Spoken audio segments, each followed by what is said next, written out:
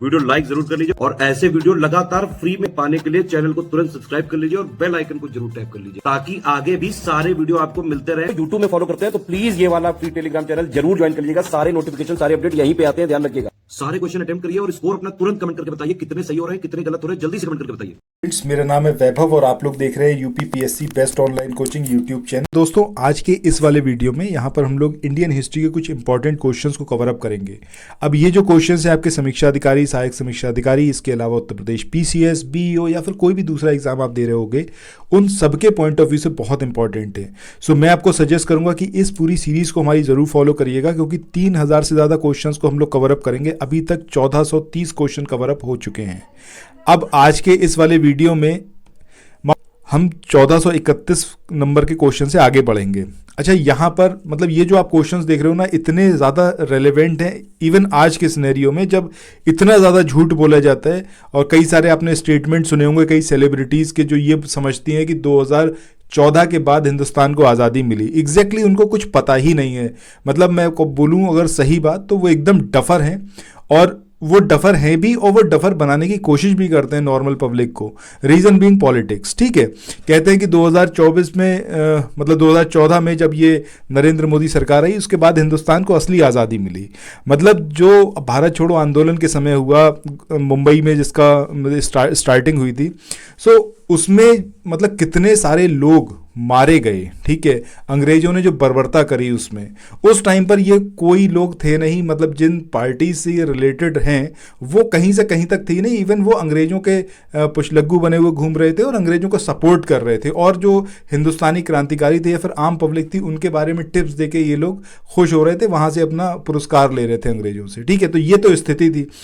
अब जैसे यहाँ पर आप ये क्वेश्चन देख रहे हो, भारत छोड़ो आंदोलन एग्जैक्टली कहाँ से स्टार्ट हुआ, तो आंसर तो यहाँ पर क्या आएगा आपका मुंबई, यानी कि ऑप्शन सी जो होगा वो हमारा सही आंसर होगा। बट क्या कुछ इसका बैकग्राउंड रहा था, ये समझना ही जानना बेहद ज़रूरी है। मतलब मॉडर्न इंडियन हिस्ट्री को अगर आप एज अ सब्जेक्ट ना लो, आप सिर्फ अपने इतिहास के बारे में पढ़ना जानना शुरू करोगे ना, तो आपको समझ में आएगा कि मतलब मुझे लगता है कि आप रोमांचित हो जाओगे। आपको समझ में आएगा कि कितनी मुश्किल से ये आज़ादी, जिसकी आज वैल्यू बहुत सारे लोग नहीं करते हैं, जिनको कोई एहसास ही नहीं है, वो सारी चीज़ें आप जान पाओगे। क्योंकि ऑब्वियसली बात है कि आप जो है इस पूरे फेज से गुजर रहे हो जहाँ पर आप अपनी ना सिर्फ अपनी एग्ज़ाम की तैयारी कर रहे हो, बाकी कहीं ना कहीं आपकी जो पर्सनैलिटी है वो बहुत एनहांस होती है जब आप सच्चाई से अवगत होते हो। ठीक है, सो जब हम भारत छोड़ो आंदोलन की बात कर रहे हैं तो 7 अगस्त 1942, ये डेट एग्जैक्टली याद रखिएगा, 7 अगस्त 1942। ठीक है, ये वो दिन था जब बम्बई का जो ग्वालियर टैंक मैदान था वहाँ पर अखिल भारतीय कांग्रेस कमेटी की एक वार्षिक बैठक हुई और उसमें वर्धा प्रस्ताव की पुष्टि हुई। वर्धा प्रस्ताव का मतलब क्या, भारत छोड़ो आंदोलन का जो प्रस्ताव था, ठीक है, उसमें थोड़े बहुत अमेंडमेंट किए गए और 8 अगस्त 1942, ठीक है, ये दूसरी डेट आपको याद रखनी है, 7 अगस्त और 8 अगस्त। 7 अगस्त को वर्धा प्रस्ताव या फिर भारत छोड़ो आंदोलन का जो प्रस्ताव था उसकी पुष्टि की गई। उसके बाद थोड़े बहुत उसके अंदर अमेंडमेंट करके 8 अगस्त 1942 को इस प्रस्ताव को स्वीकार कर लिया गया। और भारत के स्वतंत्रता संघर्ष के अधीन अगर हम बात करें तो ब्रिटिश जो साम्राज्य था या फिर अंग्रेजों की सरकार थी उसके विरुद्ध भारत छोड़ो आंदोलन स्टार्ट करने की घोषणा की गई। और तीसरी डेट जो है वो है आपकी 9 अगस्त 1942। 9 अगस्त 1942 को भारत छोड़ो आंदोलन स्टार्ट कर दिया गया। सो एग्जैक्टली अगर हम प्रस्ताव की बात करें, वर्धा प्रस्ताव की या भारत छोड़ो प्रस्ताव की, तो इसकी पुष्टि हुई 7 तारीख को, 7 अगस्त 1942 को, और 8 तारीख को इस प्रस्ताव को स्वीकार किया गया और 9 तारीख से भारत छोड़ो आंदोलन को स्टार्ट कर दिया गया 9 अगस्त 1942 को। जैसे ही ये आंदोलन स्टार्ट होने वाला था उससे जस्ट पहले ऑपरेशन जीरो आवर इसको चलाया गया अंग्रेजों की तरफ से और उसमें महात्मा गांधी और जितने भी कांग्रेस के बड़े लीडर थे उन सबको उस टाइम पर गिरफ्तार कर लिया गया। और महात्मा गांधी और सरोजनी नायडू इन सबको जो है पूना के जो आगा खां पैलेस था वहां पर रखा गया। सबसे ज़्यादा अगर हम कहें कि इन्फ्लुएंस कौन कौन से एरिया हुए तो उसमें आपको याद रखना है कि बम्बई, इसके अलावा बंगाल, बिहार, उड़ीसा, यूपी और मद्रास। जबकि अगर हम बात करें कि क्या ऐसा तो नहीं था कि भारत छोड़ो आंदोलन का पूरा प्रभाव नहीं था पूरे देश पे, तो ये एकदम गलत है। क्योंकि अगर हम सर्वाधिक प्रभाव की बात करें तब ये बात सही है कि बंगाल, बिहार, उड़ीसा, यूपी और मद्रास में रहा था, लेकिन पूरा भारत जो था वो इस आंदोलन से अछूता नहीं था, हर एक व्यक्ति का पूरा इसके अंदर योगदान रहा। जो भी नॉर्मल पब्लिक थी वो उसने आगे बढ़ चढ़कर जो है इस आंदोलन में हिस्सा लिया ताकि हिंदुस्तान को आज़ाद कराया जा सके और अपने आप को अंग्रेजों से स्वतंत्र कराने का जो ये एक मौका मिला था उसको यूज़ करा जा सके। ठीक है, तो बहरहाल यहाँ पर हमारा आंसर क्या होगा? Option C. नेक्स्ट क्वेश्चन की बात करें, इसमें पूछा गया है कि 8 अगस्त 1942 में कांग्रेस ने जो भारत छोड़ो आंदोलन स्टार्ट किया वो कहां से प्रारंभ किया? तो अभी हमने बात करी है बॉम्बे, हमारा यहां पर सही आंसर आएगा।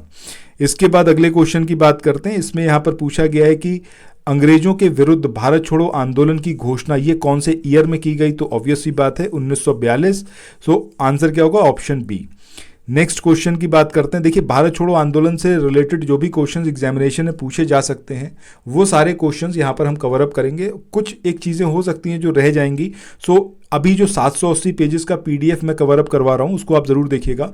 सो उसमें मॉडर्न इंडियन हिस्ट्री ही इस समय स्टार्ट हुआ है, नहीं एग्जैक्टली मतलब एंशिएंट इंडियन हिस्ट्री स्टार्ट हुआ है। तो आगे चले नेक्स्ट क्वेश्चन को देखें। इससे पहले कुछ एक इन्फॉर्मेशन है आप लोगों के लिए जो बहुत इंपॉर्टेंट है। अगर आप लोग उत्तर प्रदेश पीसीएस की तैयारी कर रहे हैं, आप आरओ की तैयारी करना चाहते हैं, बीईओ की तैयारी करना चाहते हैं, इन तीनों एग्जाम की अगर आप तैयारी करने चाहते हैं तो स्टडी फॉर सिविल सर्विसेज के कोर्सेज को आप ज्वाइन कर सकते हैं कंप्लीट तैयारी के लिए। ये वन स्टॉप डेस्टिनेशन है, यहाँ पर आपको सब कुछ मिलेगा जिसमें स्टडी मटेरियल रहेगा, टेस्ट सीरीज रहेंगी, पेड क्विज रहेंगी, सब कुछ आपको एक ही जगह पर मिलेगा और ये सब कुछ सफिशिएंट होगा आपके एग्जाम को क्रैक करने के लिए, एग्जाम को निकालने के लिए। लेटेस्ट ग्रुप स्टार्ट हो चुके हैं और उन ग्रुप में आपको एडमिशन लेने के लिए सिंपली जो ये नंबर मैं आपकी स्क्रीन पर लिख रहा हूँ इन नंबर्स पर आप कॉल कर सकते हैं। 8564880530 इस नंबर पर आप संपर्क कर सकते हैं। इसके अलावा 9696066089 इस नंबर पर कांटेक्ट कर सकते हैं या फिर आप 7523864455 इन तीनों में से किसी भी नंबर पर कॉल करके आप हमसे संपर्क कर सकते हैं और ये लेटेस्ट ग्रुप जो है इसमें आप एडमिशन ले सकते हैं। उसके बाद धीरे धीरे करके हम मॉडर्न पे भी आएंगे तो जो कुछ यहाँ पर रह जाएगा वो सब कुछ वहाँ पर कवर अप हो जाएगा, तो ज़रूर इसको फॉलो करिएगा। ठीक है, प्लेलिस्ट में देखिएगा, वहाँ पर आपको वीडियोस मिलेंगे। इसमें यहाँ पर पूछा गया है कि ये कथन कि हम भारत को या तो आज़ाद करेंगे या फिर जो है आज़ादी के प्रयास में दिवंगत होंगे, ये किससे जुड़ा हुआ है? तो आंसर क्या आएगा हमारा? ऑप्शन डी, यानी कि भारत छोड़ो आंदोलन। भारत छोड़ो आंदोलन के दौरान जो है इस वक्तव्य को या फिर इस स्टेटमेंट को दिया गया था।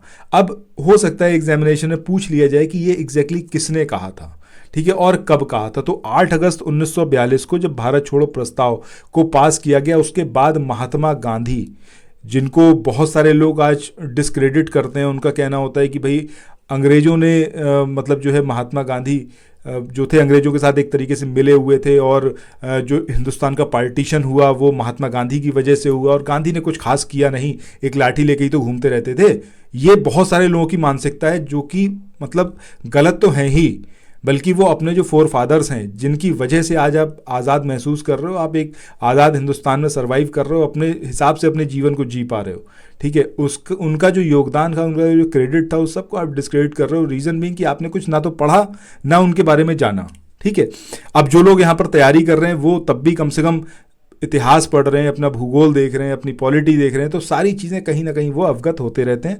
सो आपको अगर कोई ऐसा फ्रेंड आपका दिखे जो इस तरीके के स्टेटमेंट है तो उससे कहना भैया एक बार जाओ और पहले पढ़ लो, उसके बाद किसी को क्रिटिसाइज करना। ठीक है, सो यहाँ पर महात्मा गांधी ने ये वक्तव्य दिया था कि संपूर्ण आज़ादी से कम किसी भी चीज़ से मैं संतुष्ट नहीं हो सकता और नमक टैक्स, शराबखोरी, ये जो समस्याएं हैं समाज में, इन सबको खत्म करने का प्रस्ताव अंग्रेज सरकार दे, किंतु मेरे शब्द जो होंगे वो क्या होंगे कि आज़ादी से कम कुछ भी नहीं।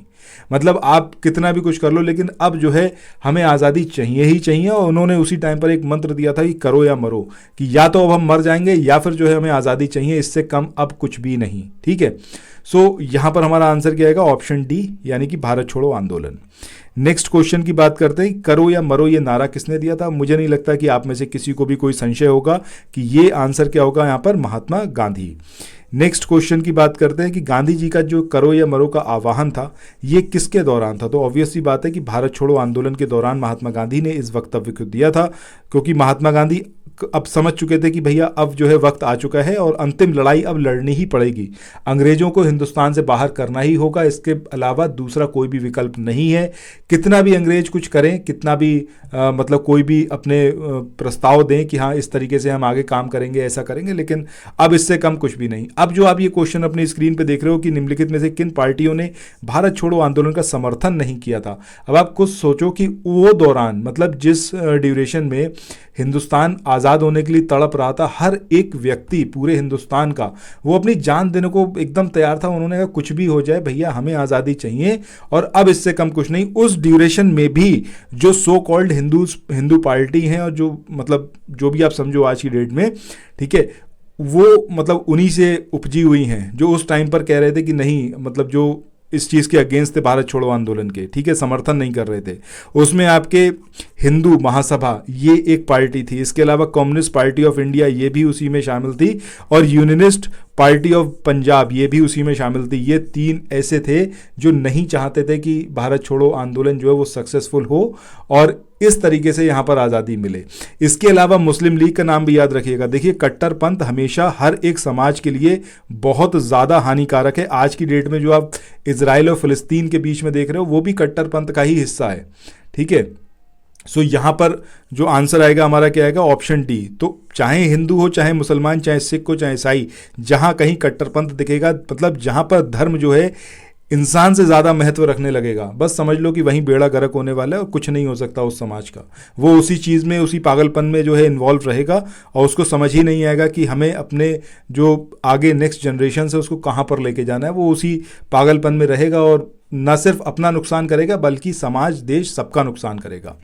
नेक्स्ट क्वेश्चन यहाँ पर है कि निम्नलिखित में से किसने 1942 में भारत छोड़ो प्रस्ताव का समर्थन किया था। अब ये आपके ए.के. आज़ाद थे, राजेंद्र प्रसाद थे, सरदार वल्लभ भाई पटेल, जवाहरलाल नेहरू। किसने यहाँ पर समर्थन किया था, आपसे ये पूछा गया है, ठीक है।